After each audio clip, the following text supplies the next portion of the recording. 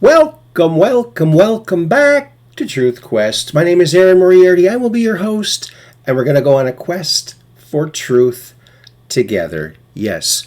How are you doing, friends? Let me know in the comments below. I'm doing okay. I cannot believe what's been happening in this country of ours. Thank goodness for Q, though, so we have a little bit of clue of what's really going on. Or a pretty good idea anyway. Everybody, a miracle has happened. You know, you wish for something and it comes true and you're real happy when that happens, okay? As you know, we talk about William Tompkins a lot here on the program, and we also know that he only got one book written before he died. But guess what, ladies and gentlemen?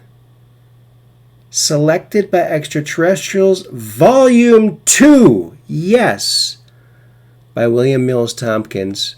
It turns out he was just a few months away from completing the book, and so I'm just happy as a lark that this has come out. And we have another volume from the late great William Tompkins. And there's some bombshells in here, folks. You're going to want to get this book along with the first book, Selected by Extraterrestrials, by William Mills Tompkins, because you'll just love to have it, and great to have and to lend out and to learn some of our true history, fantastic history that we really need to learn and pass on. One of the interesting things in this new book, friends, is that Nazi Germany, the Nazis in Germany and the Vril Society, these Germans that were working towards this space program from really back in the 30s. Well, they, with the help of a couple of extraterrestrial races, they made it not only to the moon in the late 30s, but they made it to Mars by around 1945-ish. This is what William Tompkins talks about in here. Apparently, they made it a manned mission to Mars around 1945, around the same time when Hitler allegedly killed himself. So they landed on Mars. However, they crash landed, and everyone was did not survive. But they did make it that early to the planet, and shortly thereafter, they went again, and they weren't going to give up. So there's another exciting little nugget of history that William Tompkins, thank goodness that William Tompkins got as much done as he did before he passed away. Great guy. Now, this, like the first book, the editor was Robert M. Wood, Dr. Robert Wood. He's also the editor of this book. Associate editor, Dr. Michael Sala, PhD. Associate editor, Will Wakely. And associate editor, John Wenger, Dr. John Wenger. So a lot of good folks are behind this book here. And on the back, what's featured, you may have seen this if you're up on your William Tompkins lore. Now, someone brought this photograph to him at one of the conferences that he was hosting or speaking at. And it's purported to be some reptilian ships, tankers, gassing tankers. However, I don't know, these ships, they're right in a line with each other. Let me just get my finger on here. Right exactly in a straight line.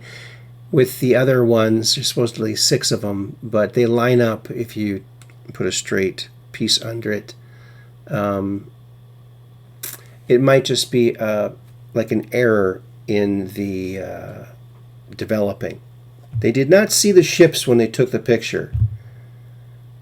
So, maybe they're really ships, but maybe they aren't. I don't know. You can get a clearer picture of this, and I'll put it up here on the screen. I'll get it off the internet and put it up there for you.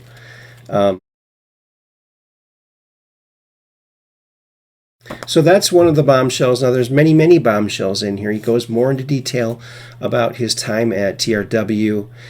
He talks about some of the embedded spies they had in the German military during the war between 1942 and 1946. That's when William was getting these briefings. He was one of the main guys, and Admiral Rick Obata, they'd have these briefings of these German spies that would come, and they would give these fantastic stories about these alien beings helping them in different propulsion systems like anti-gravity and whatnot. And also propaganda for Aryan dominance.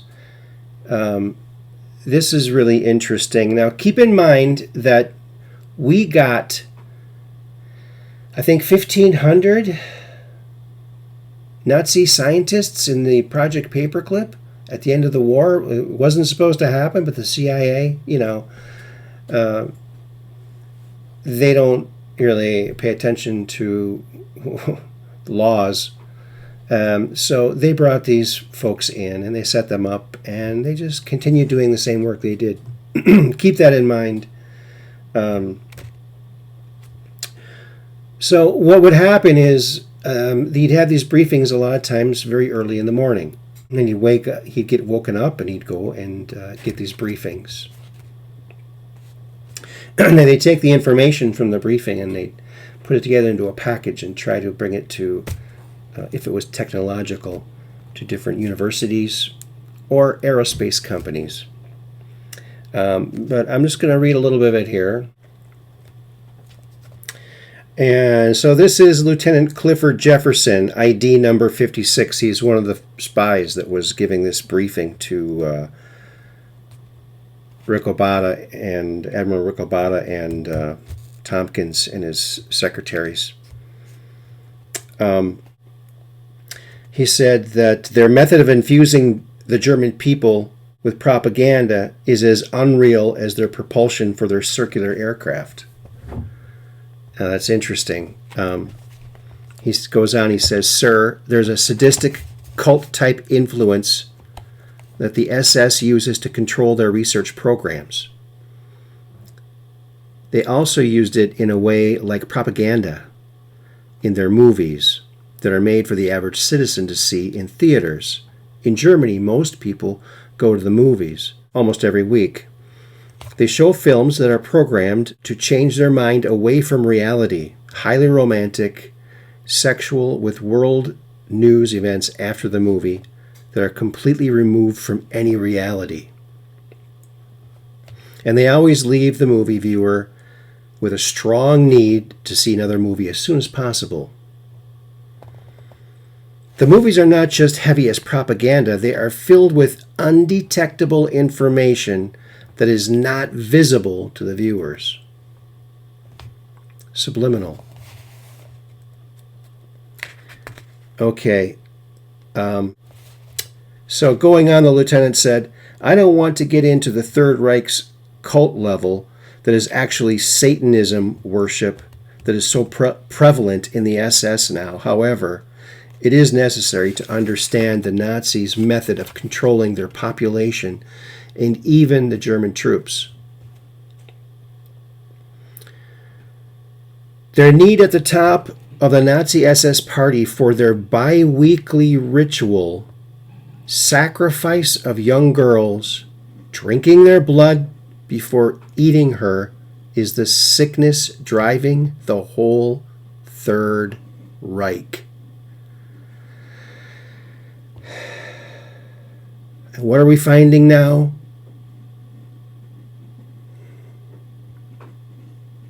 This distorted method of managing a country has prevailed even before World War I, going back to the Dark Ages, with the aristocrats of kings, queens, family-managed Europe countries. So, folks, this Satanism we see now that's popping up, and some of you are aware of it, it was brought here by the Nazis. They infiltrated all of our media companies, our aerospace engineers, all of our whole society. And this is, it's very sick, folks. It's very, very sick. And I'm so glad that the Great Awakening is happening and we're finding out this stuff. It's important to know some of the history as well. So yeah, there's more than just alien information that's very important. There's information about how this sadistic satanic cult has controlled the minds of people for a long, long, long time. And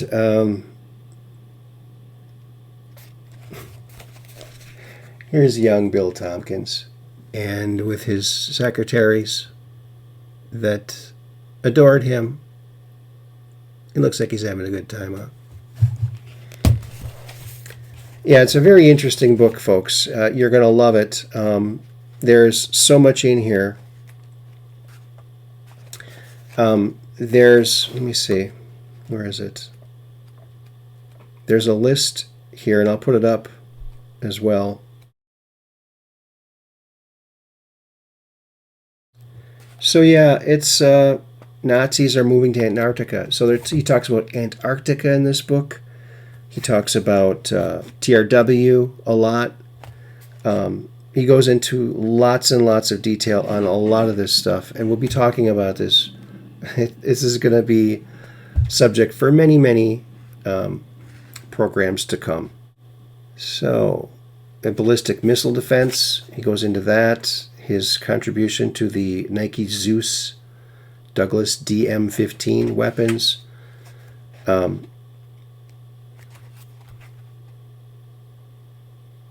it's very, very interesting. There's even, some... there's William Tompkins featured in one of their in-company magazines or newsletters. So a lot of evidence that he was in these programs. Here's one of the spaceships that he drew. Again, these ships began to fly in our solar system in the 80s under the Solar Warden program and the Radiant Guardian program.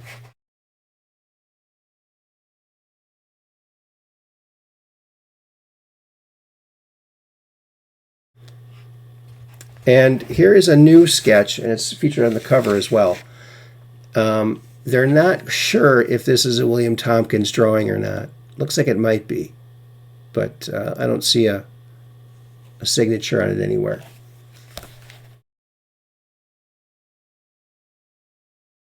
They even put that on the cover, that spaceship. It's pretty cool. So yeah, it's quite something, I tell you. There's something else right here next to it. It's a list of probes. And this is very interesting. So these are deep space probes. These probes are used to establish communication links with the aliens. They formed and established a type of repeater system for the communications, not much else is known. So they sent out these one after the other so that they could, piggyback from one to the next and communicate with these extraterrestrials. So the first one listed here was in 1965. The first deep space probe, codenamed Patty. And then in 1967, a second deep space probe, codenamed Sween. 1972, third deep space probe, codenamed Dakota. 1978, from 72 to 78, fourth deep space probe, code name is unknown. 1982, fifth deep space probe, code named unknown. 1983, in rapid succession there, deep space probe, code named unknown. Also 1983, another one, seventh deep space probe, code named unknown as well. And another one in 1983. There's three of them in 1983. Eighth deep space probe, code named Mo. Well, Curly and Larry might have been the previous ones. And then it skips to 85. Space probe launched on the SS mission 51J, codenamed Stingray. But not sure if this is a communication probe or some other type of probe. Sounds like another type of probe. Then it goes to 1988, ninth deep space probe, codenamed Amber Light. And another one in 88 called Deep Space Probe, the 10th one, codenamed Sandal Slipper. Sandal Slipper. Slip that into space there.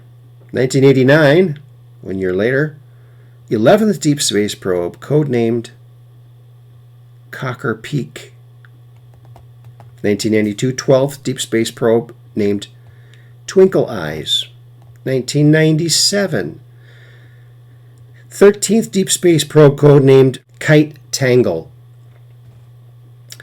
So that is quite a number of probes sent, again, in succession to piggyback and communicate with these extraterrestrials. Very interesting.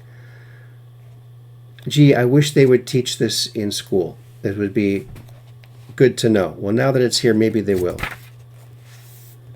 Who's been on the moon? Lots of interesting things, folks. It's a great book. Highly recommend it. Definitely.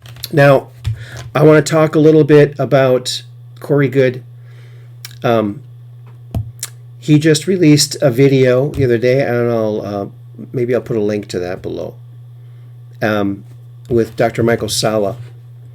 And apparently Corey has gotten a briefing from the Alliance. And in this briefing, there's been this struggle of, we want full disclosure. We want to know everything. But the people who kind of are in control of all of this, they don't want full disclosure. So he explains that there's kind of this fight back and forth, a tit for tat, if you will, where the Alliance will, make a little progress, and then the controlling people will say, no, let's not go that way. Let's do this. So here's what they're planning to do, and this is what we have to guard against and not fall into the trap, okay?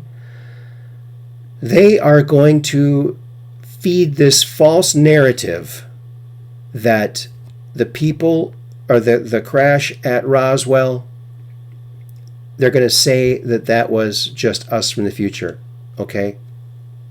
Spoiler alert, it was not us from the future, okay? Get that out of your head right away.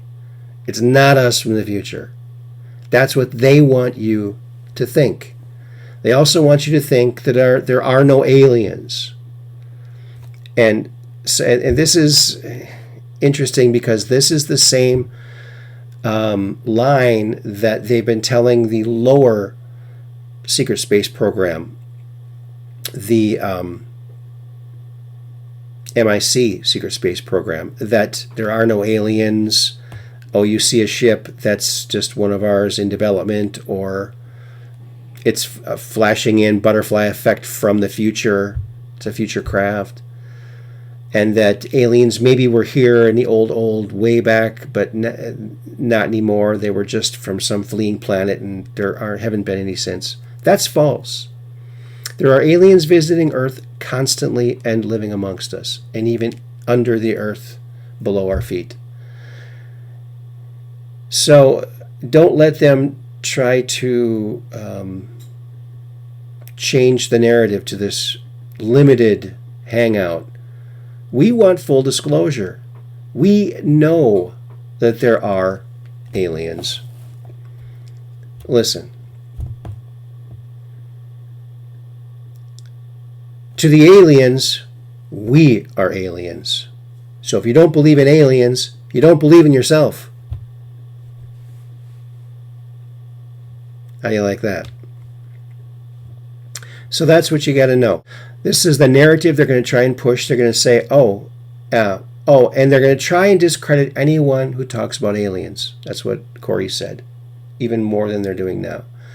So just remember, we're getting a heads up here.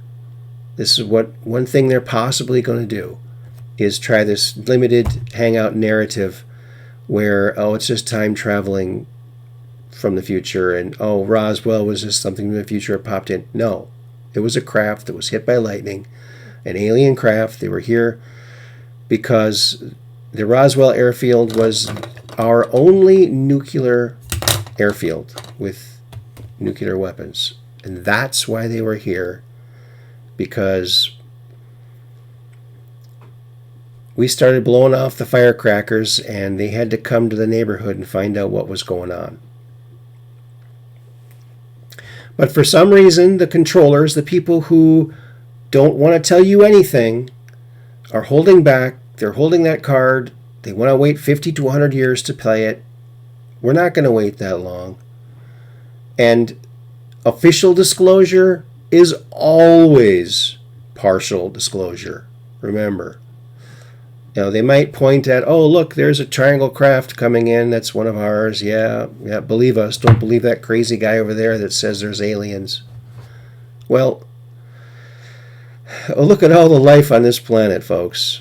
Look at the diversity, and then look at the stars. That's all you need to know. So be wary of that. And, people like Alex Collier, look into him. He talks about his interactions with these extraterrestrials. He's even spent time on their ship. Corey Goode has been in the inner earth with the Anshar, who claim they are us from the future, but that might be a story too. We don't know, because they've lied to us in the past. Maybe they're telling the truth. Maybe. We don't know.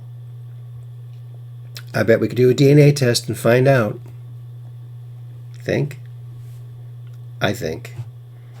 But according to their story, they came here from the future to watch their timeline, but they've grown into a very massive population in the time they've been here, 17 million years. So, are they really us from the future? Who knows? But there are aliens. Don't worry, alien fans. Don't give up. They're going to try and stretch this out as long as they can, because they don't want to give up oil and electricity and all the ways they make money. They're not going to let it go easily. And I also want to say something about masks. Now, I don't want to wear a mask. If I do have to wear one, I made one of these, okay? And it goes on like this. And as you can see through it.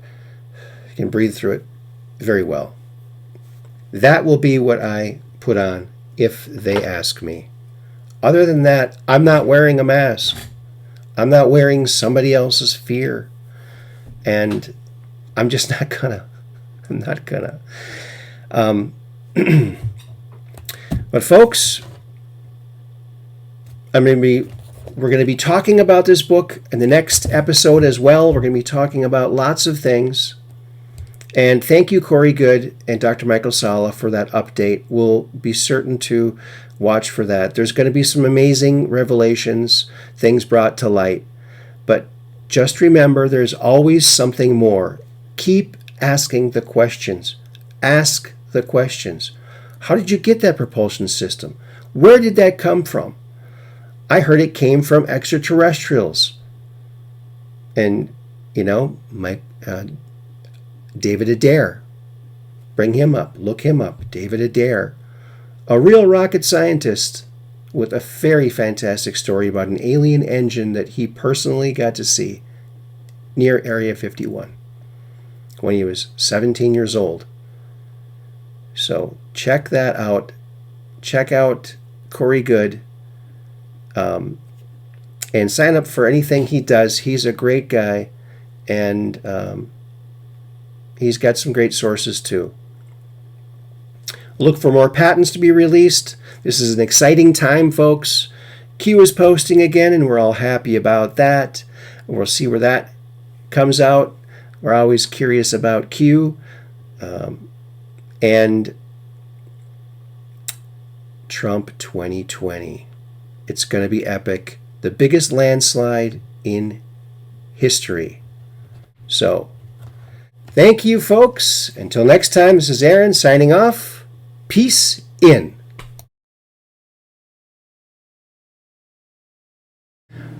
Hi, folks. This is Aaron again. I just wanted to thank you again for watching the show.